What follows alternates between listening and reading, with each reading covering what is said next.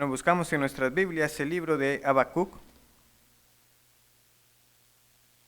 El libro de Habacuc, vamos a leer desde el versículo 1 hasta el 11. La exposición será basada en los versículos del 5 al 11. Habacuc, capítulo 1.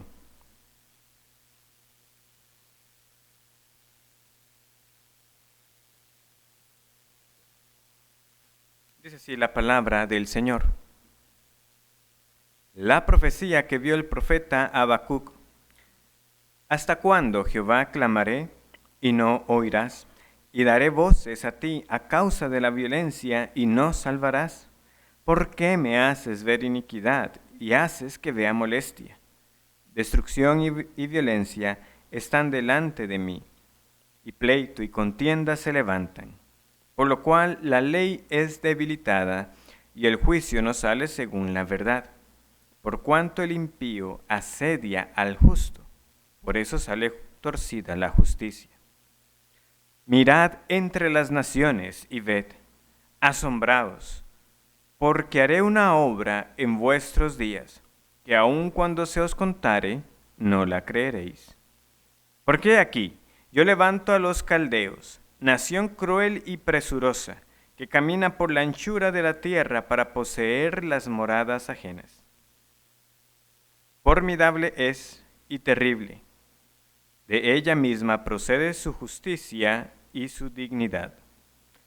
Sus caballos serán más ligeros que leopardos y más feroces que lobos nocturnos, y sus jinetes se multiplicarán. Vendrán de lejos sus jinetes y volarán como águilas que se apresuran a devorar. Toda ella vendrá a la presa. El terror va delante de ella y recogerá cautivos como arena. Escarnecerá a los reyes y de los príncipes hará burla. Se reirá de toda fortaleza y levantará terraplén y la tomará. Luego pasará como el huracán y ofenderá atribuyendo su fuerza a su Dios. Hemos iniciado entonces esta serie de exposiciones en el libro de Habacuc. Bueno, fui recordado que no di el significado del nombre del profeta la semana pasada. Hay algunos que presumen que quizás la palabra para el nombre de Habacuc sea de origen extranjero, de origen acadio, pero lo que sí está de acuerdo a la mayoría es en el significado del nombre del profeta, que está relacionado con abrazar, un abrazo cálido. Ahora bien, realmente, como les digo, es poco lo que sabemos del profeta, ¿verdad? Esto es posiblemente el significado de su nombre, posiblemente fue un levita, y lo que sí hemos podido identificar con mayor certeza es que su actividad profética estuvo ubicada en el final de Judá, es decir, fue contemporáneo de profetas como Jeremías, Nahum y Sofonías, y trajo este mensaje en medio de la caída de los asirios y el ascenso al poder de los babilonios, como veremos hoy.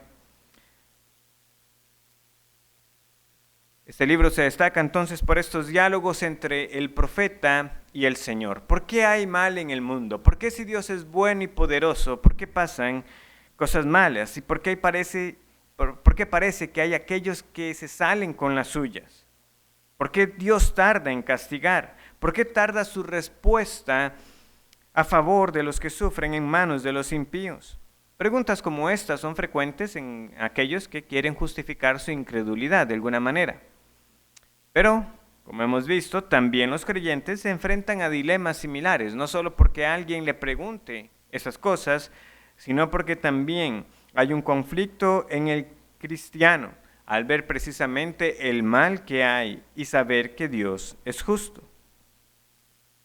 El libro de Habacuc entonces nos enseña que podemos llegar al Señor con nuestras dudas, con nuestros clamores, pero también nos enseña acerca de la verdadera fe, la cual confía en Dios a pesar de las circunstancias,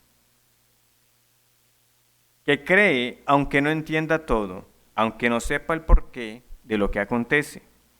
Y como vemos, el Señor sí contestará a Habacuc, y es su primera respuesta la que hemos leído en estos versículos del 5 al 11. Y al estudiarla y al ver las implicaciones de esta respuesta, veremos por qué sigue vigente para hoy. La respuesta de Dios en palabras sencillas es que Él levantará a una nación para juzgar a su pueblo. Y esto, como veremos, traerá a su vez más cuestionamientos de parte del profeta. ¿Pero por qué los caldeos?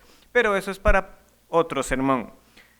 Hoy lo que veremos entonces en la respuesta son dos puntos sencillos. El primero, uno más breve, el carácter de la respuesta y con más detenimiento el instrumento que el Señor va a utilizar, el instrumento de esta respuesta. Veamos el versículo 5. Mirad entre las naciones y ved, y asombraos, porque haré una obra en vuestros días, que aun cuando se os contare, no la creeréis. Es una respuesta asombrosa, ¿verdad? La que el Señor dice va a traer. Habacuc ha estado orando, Señor, ¿hasta cuándo? ¿Hasta cuándo clamaré y no oirás?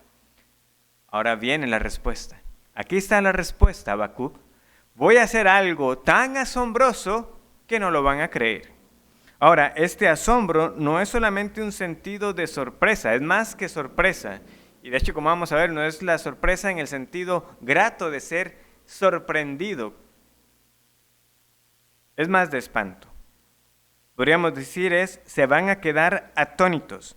Presten atención a lo que está pasando entre las naciones, vean y asómbrense. Pero es un asombro entonces de horror. Como sabemos nosotros, esta expresión que leemos acá de asombro, también la pudiéramos encontrar como maravillarse. A veces leemos, ¿verdad?, esa expresión en otras partes del Antiguo Testamento.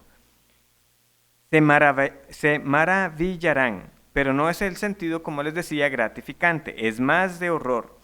¿Por qué? Porque no era tanto una sorpresa para ellos de que los babilonios estuvieran creciendo en poder. Eso ya lo podían ver.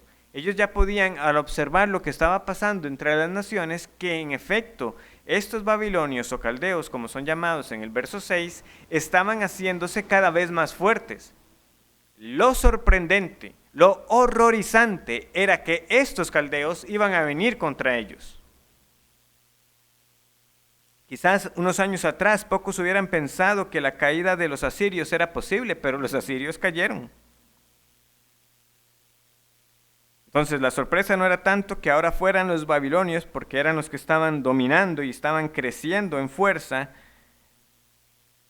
sino lo que estaba realmente pasando. Los grandes poderes, Egipto, Asiria, estaban cayendo, y ahora sería el turno de ellos, de Judá, de experimentar ese horror en persona. Pero, ¿era entonces esta la manera en que Dios actuaría? El Señor así lo confirma. Vean cómo Él lo dice. Mirad entre las naciones y ved y asombraos, porque haré una obra en vuestros días. El Señor está atribuyéndose lo que está pasando. Esta obra yo la voy a hacer. Él se atribuye lo que ocurre y lo que sucede y lo que sucederá por su dominio sobre las naciones. Él dice, yo voy a castigar a Habacuc, yo voy a castigar la maldad de Judá usando una nación más perversa. Y ustedes no van a dar crédito a ello. No lo van a creer. Como resultado, entonces, muchos rechazaron este mensaje que Dios les envió a través de los profetas, no solamente de Habacuc, sino también de Jeremías, de Sofonías. Y ustedes pueden leer cómo muchos no atendieron, a pesar de que ya era evidente que los babilonios los iban a conquistar, que no querían recibir ese mensaje de parte del Señor. En segundo lugar, entonces, veamos el instrumento de la respuesta. Como hemos visto, son los llamados caldeos en el verso 6, pero también estoy hablando de los babilonios, porque usualmente, es decir, con frecuencia, los profetas del Antiguo Testamento se refirieron a los babilonios como los caldeos. Ahora, Caldea como tal fue una zona de la región sudeste de Babilonia, pero el nombre llegó a extenderse y por lo tanto, por un periodo particular, hablar de los caldeos era hablar de los babilonios. Eso lo vemos sobre todo en Jeremías, también lo vemos en Isaías, en Job, en Habacuc, en Ezequiel también sucede. Por ejemplo, escribió Isaías: y Babilonia, hermosura de reinos y ornamento de la grandeza de los caldeos. Ornamento de la grandeza de los caldeos. Será como Sodoma y Gomorra, a las que trastornó Dios. Eso es refiriéndose a que también el Señor de antemano ya también estaba anunciando la caída de los babilonios. Ahora notemos lo siguiente sobre este instrumento. En primer lugar, la razón de su fuerza. Versículo 6. Porque aquí yo levanto a los caldeos. ¿Quién le dio la fuerza a Babilonia? ¿Quién le estaba permitiendo a los babilonios extenderse? ¿Quién le estaba permitiendo que vencieran a esas naciones también fuertes y poderosas? Yo levanto, es Jehová. Ciertamente Babilonia tuvo un ascenso notable. En el año 626 a.C., se entiende, ¿verdad?, que a través de la figura de este hombre llamado Nabopolassar, fue aquel que se rebeló contra los asirios y los logró expulsar y se declaró independiente, pero no contento con eso, continuó con un proceso para expandirse y hablamos que en 20 años acabó con todos. Y después de su liderazgo, le sucedió el otro rey que conocemos más, Nabucodonosor. Es durante ese periodo, bajo el liderazgo de Nabopolassar, que se dio la caída de Nínive que estudiamos en el libro de Nahum. Ya para el año 605, entonces, Babilonia estaba consolidado y fue el momento cuando se dio la primera invasión a Judá. Pero de nuevo, ¿cuál era la razón de la fuerza y el poder ascendente de los babilonios? Aquí yo levanto a los caldeos. Es Dios quien es el responsable último de que los caldeos llegaran hasta donde llegaran. Es decir, Dios no solamente estaba en control de la obra que iba a hacer, sino también de los medios. He aquí, yo haré una obra. Es lo que anuncia, ¿verdad?, en el versículo 5, y el Señor dice ahora, y yo levanto a los caldeos. El Señor realiza sus propósitos, pero también está en control de los medios para llevarlos a cabo. No hay, hermanos y amigos, ni un solo poder terrenal cuya autoridad no le haya sido dada primero. Por eso el Señor Jesús, aún incluso en esos momentos de aflicción, siendo maltratado, respondió a Pilato para corregirle en su afirmación. Entonces le dijo a Pilato: a mí no me hablas. ¿No sabes que tengo autoridad para crucificarte y que tengo autoridad para soltarte? Respondió Jesús: ninguna autoridad tendrías contra mí si no te fuese dada de arriba. Por ello también el apóstol Pablo tuvo que escribirle a la iglesia en Roma, ¿verdad?, y recordarles que aún en medio de ese imperio pagano que no tenía conocimiento del Dios verdadero, que nosotros hemos de someternos a las autoridades en aquello que es lícito, porque su poder ha sido también dado. Nosotros no podemos perder de perspectiva, no podemos perder la perspectiva. No hay poder aparte del Señor. Él lo da a las naciones, Él lo da a los gobiernos, pero no lo tendrían si primeramente no le fuera dado. Sométase toda persona a las autoridades superiores, porque no hay autoridad sino de parte de Dios, y las que hay por Dios han sido establecidas. De modo que quien se opone a la autoridad, a lo establecido por Dios resiste, y los que resisten acarrean condenación para sí mismos. Hacemos bien en recordar estas porciones que sé que para algunos pueden resultar conocidas, la respuesta de Jesús a Pilato y esta porción de Romanos 13, porque, como les digo, pronto muchos, aunque son prontos para afirmar la soberanía de Dios, por otro lado pareciera que creyeran que realmente este mundo está en manos de los gobernantes. Sí, hay un mundo en rebelión contra Dios, con su idolatría, con su pecado, con su inmundicia, que ellos hacen conforme al príncipe de la potestad del aire. Pero no es este mundo y las autoridades paganas las que están en control. Dios está en control. El mundo y sus deseos, el mundo con sus pasiones pasará, pero el que hace la voluntad de Dios permanecerá para siempre. Nos dice 1 de Juan 2:2.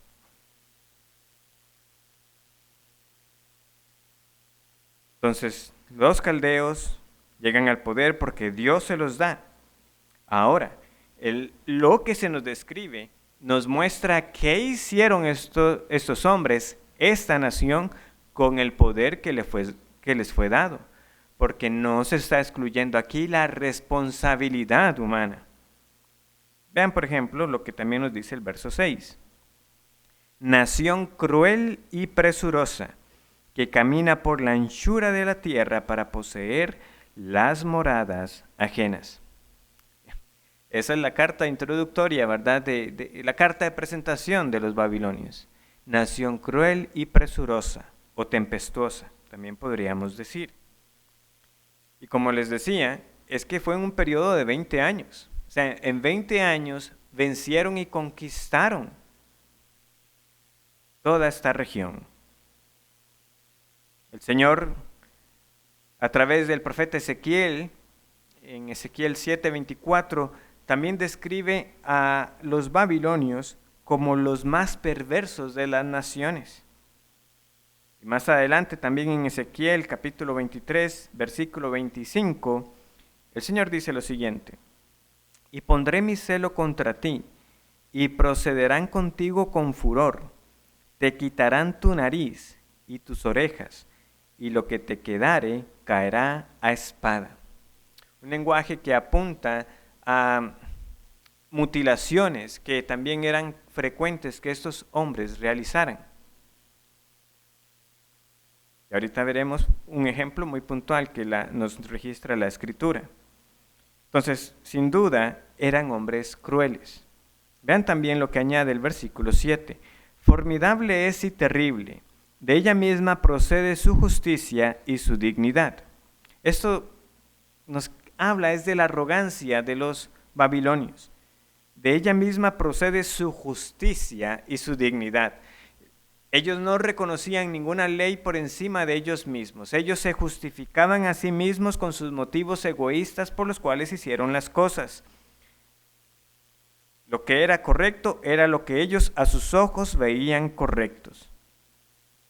Entonces vemos cómo pronto esa fuerza que le fue dada fue motivo ¿para qué? Para ser arrogantes, para ser orgullosos.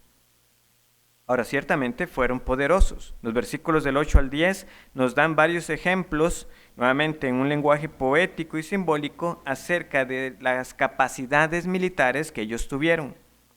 Versículo 8. Sus caballos serán más ligeros que leopardos y más feroces que lobos nocturnos, y sus jinetes se multiplicarán. Vendrán de lejos sus jinetes y volarán como águilas que se apresuran a devorar. El 9 dice, toda ella vendrá a la presa, el terror va delante de ella, y recogerá cautivos como arena. Escarnecerá a los reyes, y de los príncipes hará burla. Se reirá de toda fortaleza, y levantará terraplén, y la tomará. Las últimas semanas he tenido la oportunidad de repasar mucho acerca de los llamados grandes felinos, porque hay, bueno, no solo por la escuela, sino la fascinación misma de los pequeños que están teniendo con el tigre, con el león, con el chita. El leopardo ciertamente no es el más rápido de los grandes gatos, pero puede llegar a alcanzar velocidades hasta los 60 kilómetros por hora. No obstante, es un cazador muy hábil, usa muchas estrategias para atrapar, y entonces está este ejército realmente siendo descrito sí como violento, fuerte, más feroces que lobos nocturnos, de la idea de estos lobos que también han estado por días tratando de cazar, están con hambre y finalmente en la noche logran atrapar la presa. Bueno, también es con violencia que se comen a la presa. Y eso se vuelve a repetir con la imagen de las águilas que se apresuran a devorar. Estas águilas son aves de rapiña, posiblemente buitres. También es conocido cuán pronto, ¿verdad? Apenas logran identificar un cuerpo, llegan, ¿verdad? ¿Para qué? Para que en caso de que llegue otro depredador, puedan comer su porción antes de ser ahuyentadas. Son realmente rápidas cuando buscan comer. Y es que fueron así. Como les digo, en un periodo corto de años, la gran fuerza que les fue dada la emplearon para conquistar. Fueron tantas las victorias que su orgullo se elevó como nación. Y por lo tanto no fueron muy diferentes a los asirios a los que ellos derrotaron, porque trataron con burlas y con desprecio a los que conquistaban. Vean cómo se refiere aquí a los reyes. Escarnecerá a los reyes. Usualmente una figura, ¿verdad?, de poder, de autoridad, que usted debe respetar, pero a ellos les daba igual. Fuera rey, campesino.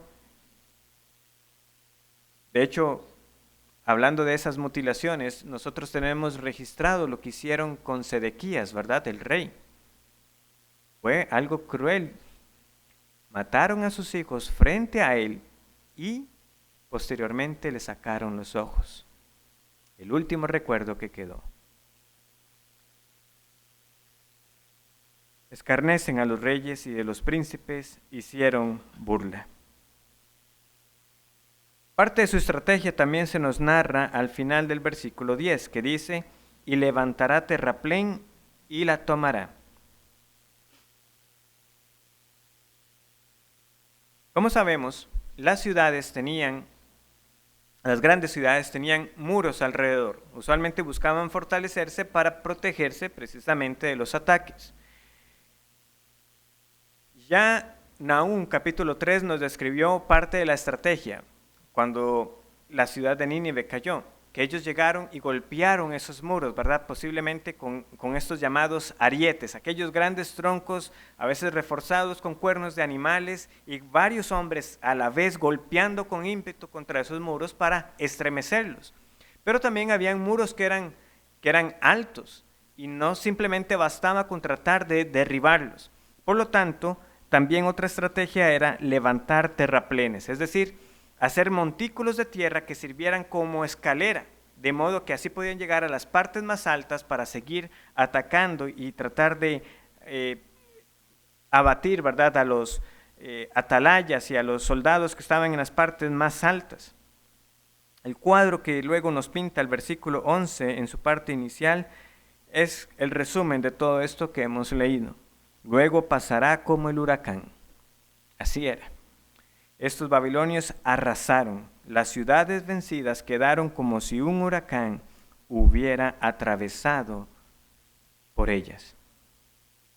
Entonces hemos visto la razón de su fuerza, hemos visto la descripción de ellos como nación, su poderío militar, su orgullo, su jactancia, su violencia, pero también este pasaje concluye haciéndonos ver la adoración equivocada de los babilonios.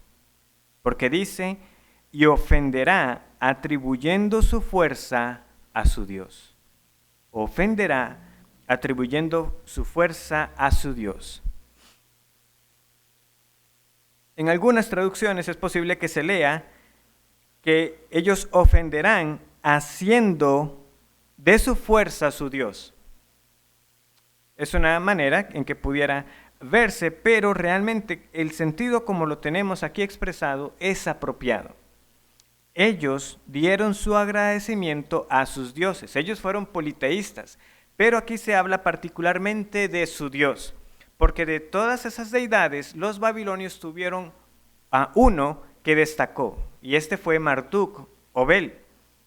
De hecho, en Daniel 4:8, ¿verdad?, cuando se nos explica un poco acerca del nombre de Daniel que le fue puesto, Belsasar, ¿qué es lo que dice Nabucodonosor?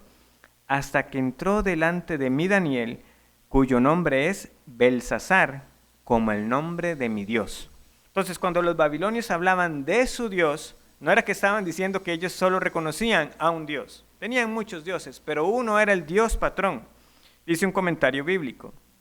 Marduk, o Bel, un dios de la tormenta, era el dios patrono de Babilonia y jefe de los dioses mesopotámicos.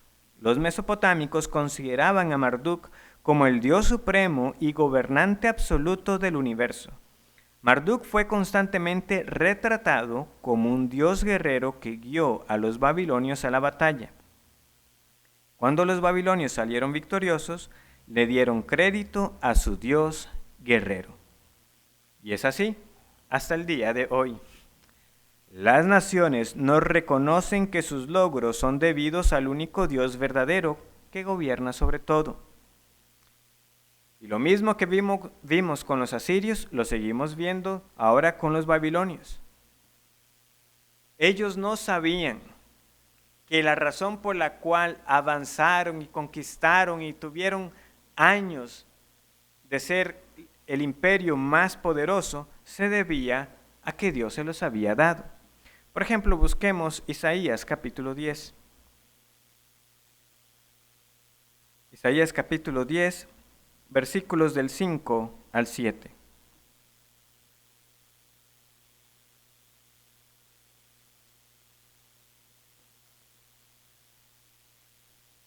Dice así: Oh Asiria, vara y báculo de mi furor, en su mano he puesto mi ira.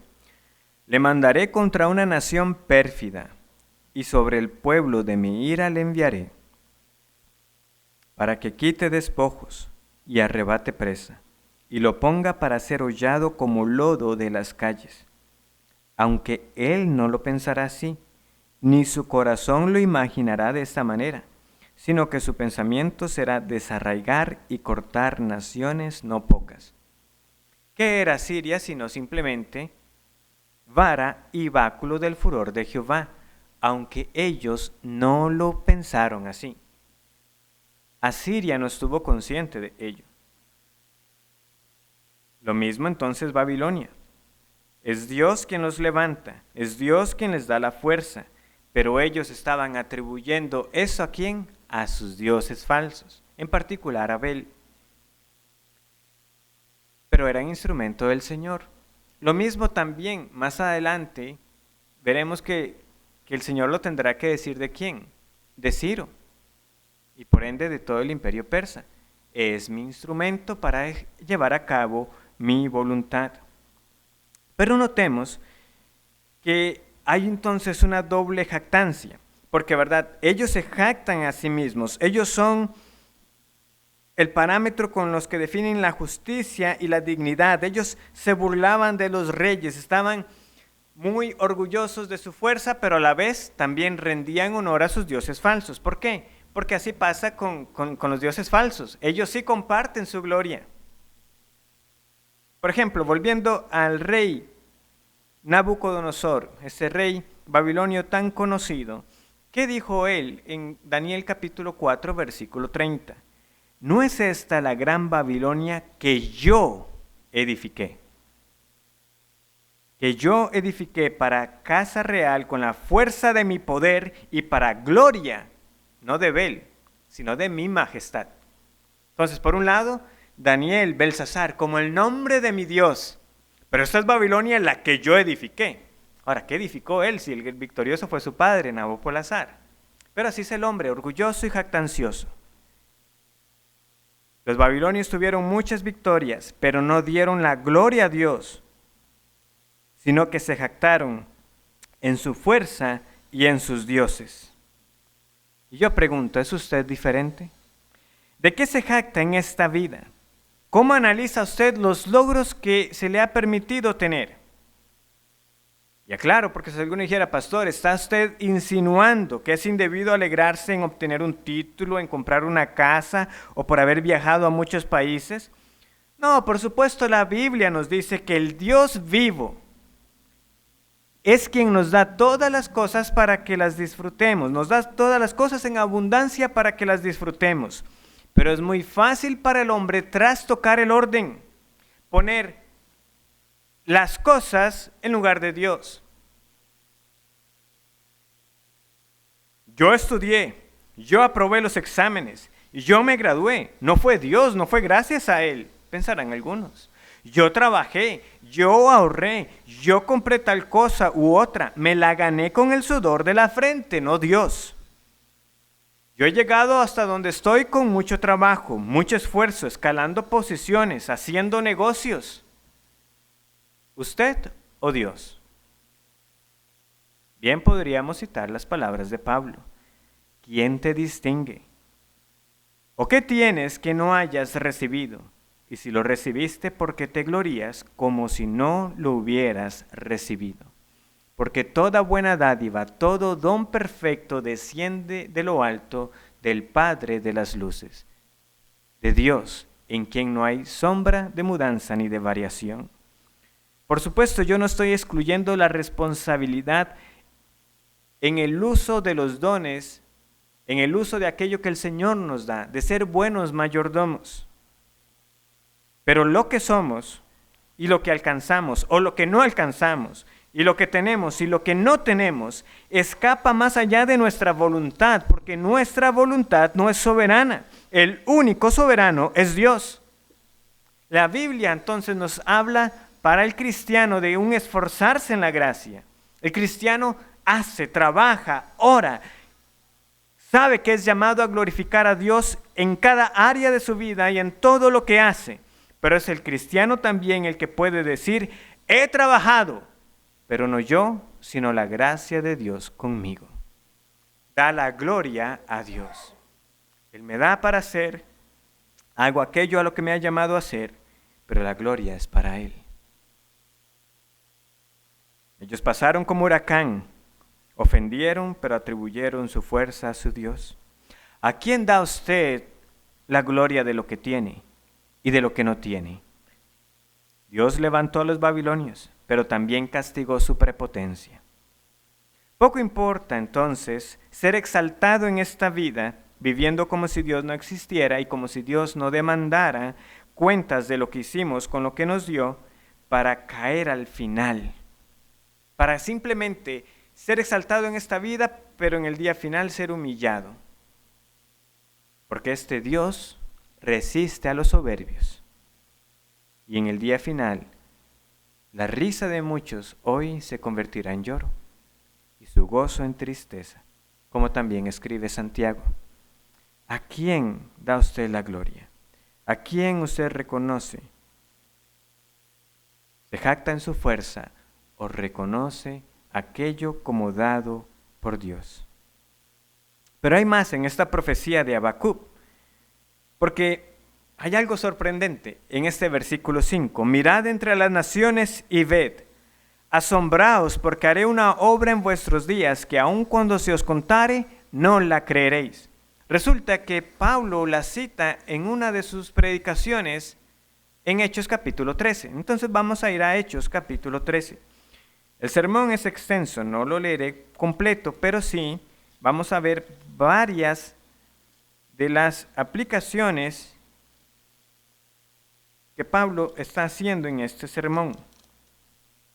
Entonces Pablo y Bernabé han sido recientemente apartados por el Espíritu Santo para la obra. Ellos inician entonces este primer viaje misionero. Para este momento que están en Antioquía de Pisidia, ya Juan Marcos los ha dejado, pero ellos continúan predicando. Y como era su costumbre, ¿qué hacía Pablo? A partir del versículo 16 se le da la oportunidad entonces de hablar en la sinagoga. Y esa era la costumbre de Pablo. Él llegaba a una región, primero a los judíos, hablaba a ellos, predicaba, y después iba a los gentiles. Entonces, a partir del versículo 16, dice, Pablo, levantándose, hecha señal de silencio con la mano, dijo, varones israelitas y los que teméis a Dios, oíd. El Dios de este pueblo de Israel escogió a nuestros padres y enalteció al pueblo, y continúa haciendo un recorrido por la historia de Israel, pero buscando llegar pronto al tema del linaje davídico, de que había un rey prometido que no era de la línea de Benjamín, no era de Saúl, era de David, y que esa promesa de ese hijo de David se ha cumplido.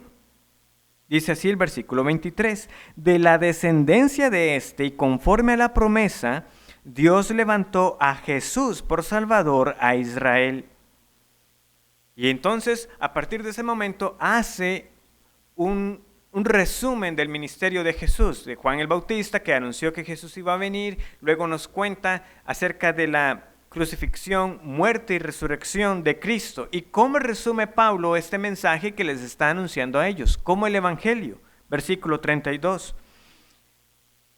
Y nosotros también os anunciamos el Evangelio de aquella promesa hecha a nuestros padres, la cual Dios ha cumplido a los hijos de ellos, a nosotros, resucitando a Jesús. Porque esta resurrección cumple lo que está escrito, ¿verdad? Como está escrito también en el Salmo 2, mi hijo eres tú, yo te he engendrado hoy. Y en cuanto a que le levantó de los muertos para nunca más volver a corrupción, lo dijo así: os daré las misericordias fieles de David. Por eso dice también en otro salmo: no permitirás que tu santo vea corrupción. Y Pablo continúa avanzando y le confirma a ellos las gloriosas noticias de que en este Jesús, el Cristo, hay perdón de pecados. Versículo 38. Sabed pues esto, varones, hermanos, que por medio de él, ¿de quién? De este que fue levantado de los muertos, se os anuncia perdón de pecados, y que de todo aquello de que por la ley de Moisés no pudisteis ser justificados, en él es justificado todo aquel que cree. Y aquí es donde viene lo asombroso. Pablo no termina ahí. Esto hubiera sido una conclusión apropiada, hubiéramos pensado, para su predicación. Hermanos, se ha cumplido la promesa.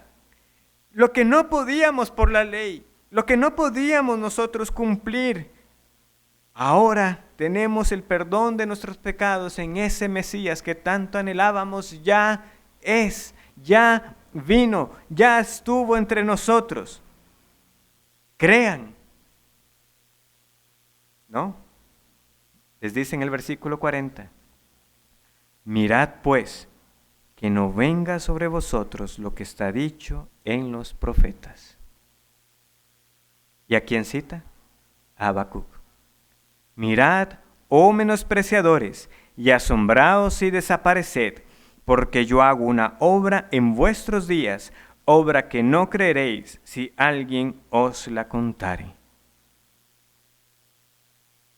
Ahora, si usted compara lo que hay en el versículo 41 con Habacuc 1.5, notará algunas diferencias, pero eso es sencillamente porque Pablo está citando la traducción griega, ¿verdad? La Septuaginta, la traducción del Antiguo Testamento del hebreo al griego.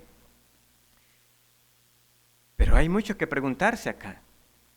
¿Por qué lo que es el inicio de una sección profética en Habacuc, que está anunciando el ascenso de los babilonios, Pablo lo está empleando para concluir su mensaje luego de haber presentado el Evangelio? Mirad que no venga sobre vosotros lo que está dicho en los profetas. ¿Cómo es que Pablo conecta esta profecía acerca del ascenso de los babilonios para castigar la maldad de Judá como una conclusión acerca del mensaje de las promesas siendo cumplidas en Jesús como el Mesías? Yo agradezco cuando me llegan las preguntas acerca de cómo interpretar apropiadamente un pasaje del Antiguo Testamento, porque aprecio esa cautela en que no queremos ver sombras de Cristo donde no las hay, o caer en alguna alegorización inapropiada. Pero lo que nos ayuda a nosotros para saber interpretar y para saber sacar provecho del Antiguo Testamento es precisamente ver lo que los apóstoles predicaron en el Nuevo Testamento y lo que los autores del Nuevo Testamento hicieron cuando redactaron, para ver cuán rica y cuán variada es la manera en que interpretaron las Escrituras.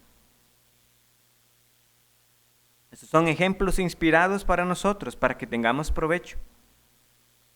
Porque Pablo no está empleando a Habacuc 1.5 en su predicación necesariamente porque haya una sombra o tipo de Cristo, o porque haya una promesa acerca de su nacimiento, de su ministerio, o porque haya una teofanía o una cristofanía, o haya un atributo divino siendo dado a una persona, sino que está trazando un paralelo.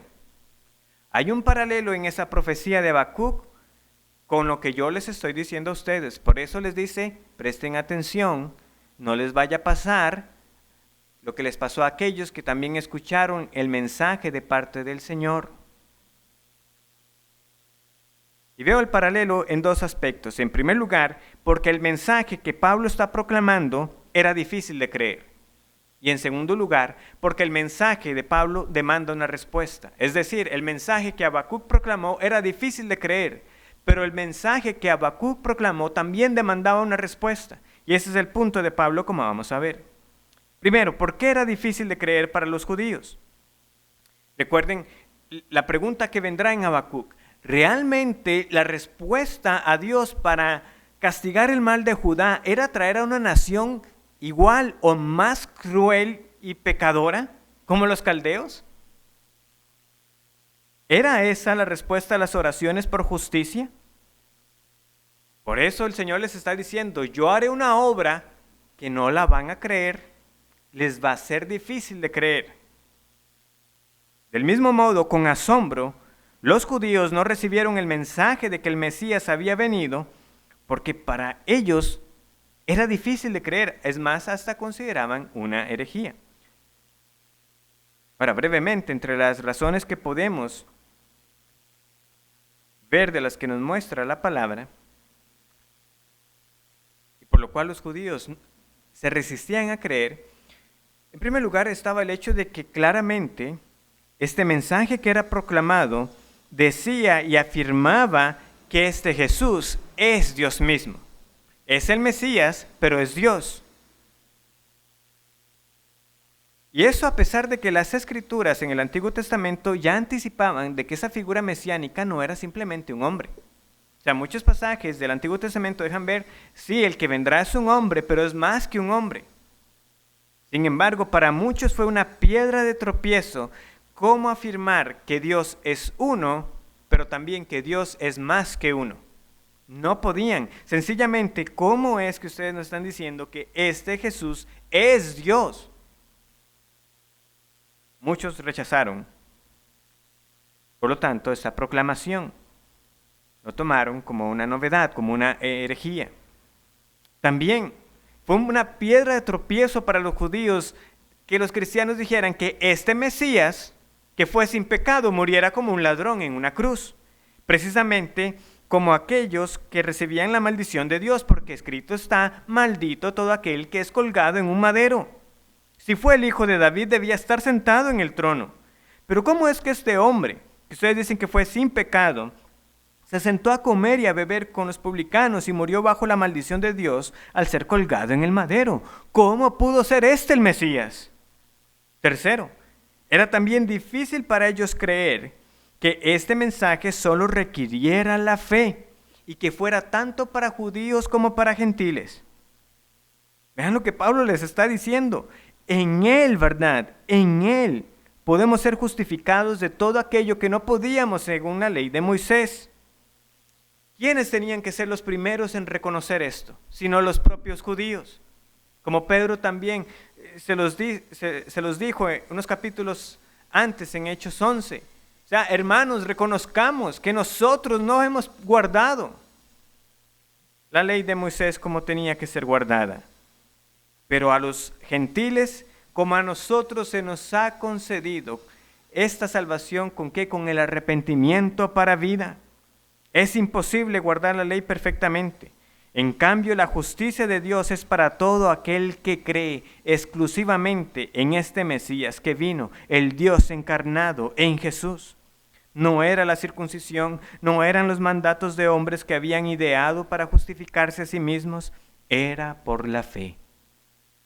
Y ya podemos empezar a ver por qué es precisamente Habacuc a quien Pablo escogió en este momento para citar, porque el justo por la fe vivirá. Pero no lo creyeron. En lugar de ver el orden apropiado de lo que Pablo estaba anunciando, fe y después las obras, ellos siguieron empeñados en las obras de la carne,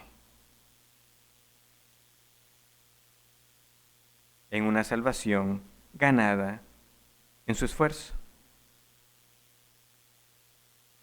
Pero el paralelo no termina ahí. Como les decía, el mensaje de Habacuc demandaba una respuesta de parte de aquellos que lo escuchaban. Y tenía que ser algo como esto: así como han caído los otros, también nosotros caeremos, salvo que Dios tenga misericordia de nosotros. Porque mientras el mensaje llegó a ellos, ¿qué estaba pasando? Asiria caía, Egipto caía, y con ellos todos los demás pueblos.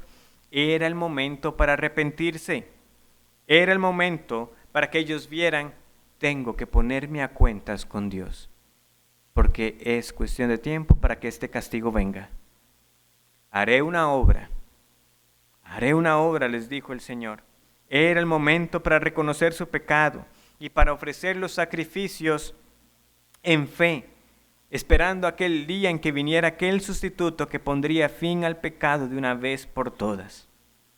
Como dice Matthew Henry, tenían que notar que lo que estaba pasando entre los paganos, mirad entre las naciones, a manos de los caldeos, y considerarse a sí mismos como nación próxima a ser azotada por ellos. Pero la mayoría de los hombres presumen de la continuada prosperidad, o que las calamidades no llegarán en su tiempo. Repito eso último. La mayoría de los hombres presumen de la continuada prosperidad, o que las calamidades no llegarán en su tiempo. Este mensaje de Habacuc tenía un propósito, y era llamar al arrepentimiento, no el preguntarse cómo Dios podía usar una nación como los caldeos. El Señor viene con el mensaje: he aquí yo levanto a los caldeos. Señor, ¿y por qué a los caldeos? No, es el momento para arrepentirse, no para cuestionar a Dios. No somos nosotros los que hemos de poner a Dios en el banquillo para demandar razón de lo que hace. Es el momento para entender que Él está tratando con nosotros. Los judíos escucharon a Pablo, y en lugar de gozarse que también este mensaje de salvación le era anunciado a ellos como a los gentiles, y que por lo tanto ellos como los gentiles tenían que creer y arrepentirse, ¿qué hicieron ellos? Se llenaron de celos y no se examinaron a sí mismos para ver su condición.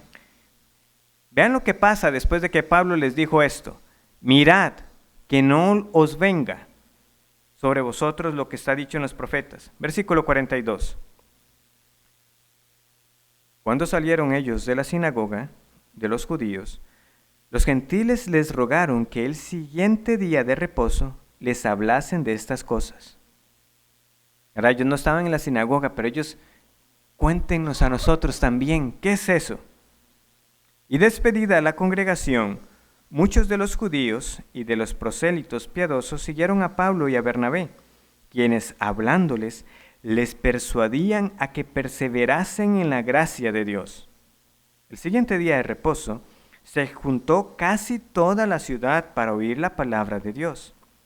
Pero viendo los judíos la muchedumbre, se llenaron de celos y rebatían lo que Pablo decía, contradiciendo y blasfemando.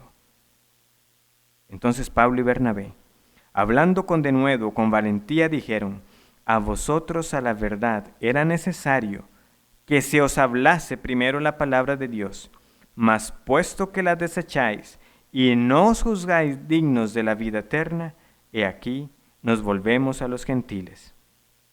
Porque así nos ha mandado el Señor diciendo: te he puesto para luz de los gentiles, a fin de que seas para salvación hasta lo último de la tierra.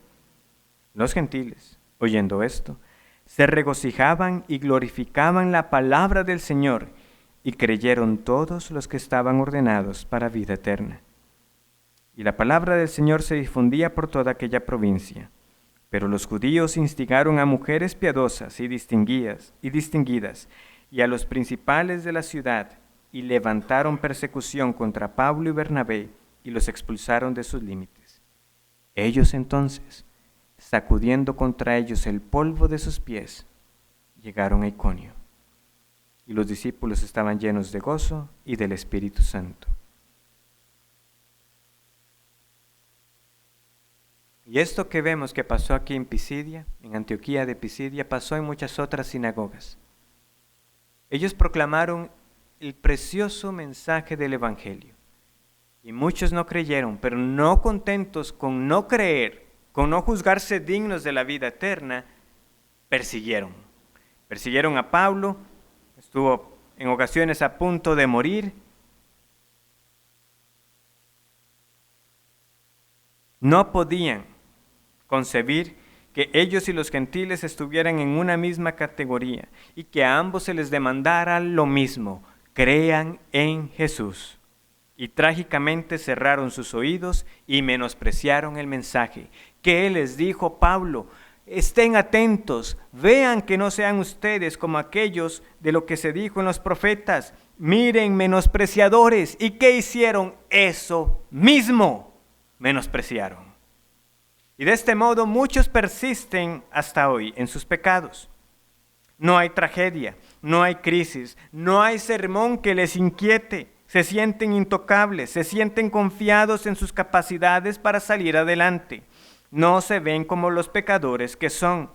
Este único y exclusivo mensaje de salvación en la única persona de Jesús no es para ellos. Es como si Dios tuviera que aceptarlos a ellos por un criterio diferente. Pero ¿saben bien lo que pasó? El castigo llegó a Judá. Babilonia arrasó con ellos. Años después de este mensaje de Pablo, en el año 70 después de Cristo, el templo de Jerusalén también fue arrasado. Y estos juicios son tan solo una antesala. Yo sigo cargado al predicar de los profetas menores y decir: Señor, no permitas que ni yo ni los que escuchan nos acostumbremos a oír del juicio y lo ignoremos. Porque es el Señor hablándonos. Mirad, oh menospreciadores y asombrados, y desapareced. Ese es el fin que aguarda.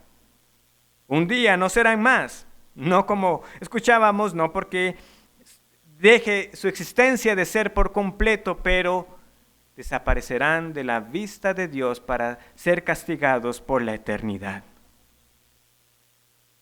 Que el Señor traiga arrepentimiento a nosotros, para que los que somos de su pueblo sintamos la carga de lo que le espera a las personas que menosprecian este mensaje, y proclamemos e instemos a que crean, a que lo que no puede ser hecho por las obras de la carne, de la ley, está en Jesús, en el que Él cree. Él es perdonado de todos sus pecados. Y que aquellos que son rebeldes sean quebrantados. Mirad, menospreciadores, mirad, menospreciadores.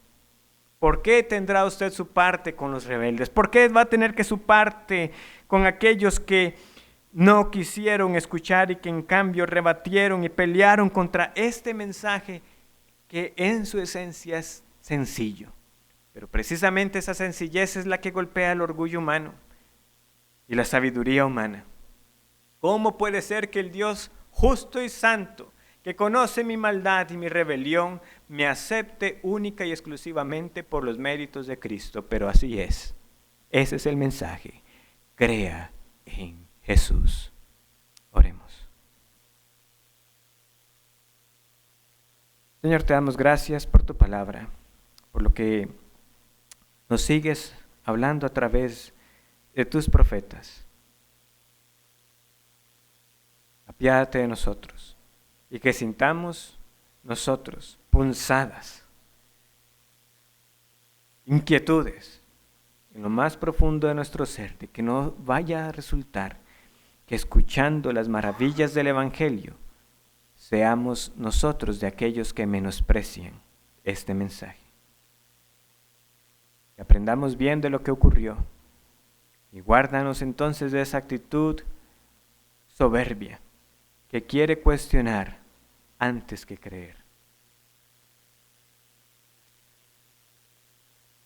Que sea así en medio de nosotros y sigue siendo tu favor en estas exposiciones en el libro de Habacuc. Te lo pedimos en el nombre de nuestro Señor Jesucristo. Amén. El Señor les bendiga. Nos veremos entonces, o nos uniremos, a la transmisión a las 5 de la tarde. Que el Señor les bendiga.